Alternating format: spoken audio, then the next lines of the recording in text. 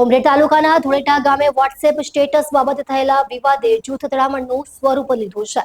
આ ઘટનામાં તલવારબાજી અને પથ્થરમારાના કારણે કુલ 7 લોકો ઘાયલ થયા હતા। પરિસ્થિતિને કાબૂમાં લેવા માટે ઉચ્ચ અધિકારીઓ સહિત પોલીસ કાફલો ઘટનાસ્થળે પહોંચી ગયો હતો।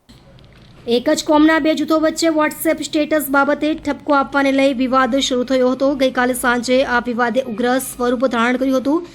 બંને જૂથો સામસામે આવી જતા પથ્થરમારો થયો હતો અને તલવાર તથા લોખંડની ટોમી જેવા તીક્ષ્ણ હથિયારો વડે એકબીજા પર હુમલો કરવામાં આવ્યો હતો। પ્રથમ અથડામણમાં 3 પુરુષ અને 1 મહિલા સહિત 4 વ્યક્તિઓ ઘાયલ થયા હતા। ઉમરેઠ પોલીસ મથકે આ મામલે કાર્યવાહી હાથ ધરવામાં આવી હોવા છતાં બીજા દિવસે વિવાદ વધુ વકર્યો હતો। ફરીથી બંને જૂથો વચ્ચે અથડામણ થઈ હતી। આ બીજા અથડામણમાં વધુ 3 વ્યક્તિઓ ઘાયલ થવા પામ્યા હતા। ઘટના સ્થળે નાના મહોલ્લાની ગલીઓમાં ચારે બાજુ પથ્થરો વિખેરાયેલા જોવા મળ્યા હતા। જૂથ અથડામણની આ ઘટનાને પગલે ઉચ્ચ અધિકારીઓ સહિત પોલીસ કાફલો તાત્કાલિક ઘટના સ્થળે પહોંચી ગયો હતો।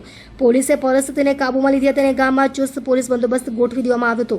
હાલ ધુળેટા ગામમાં તંગદિલીભર્યો માહોલ પ્રવર્તી રહ્યો છે।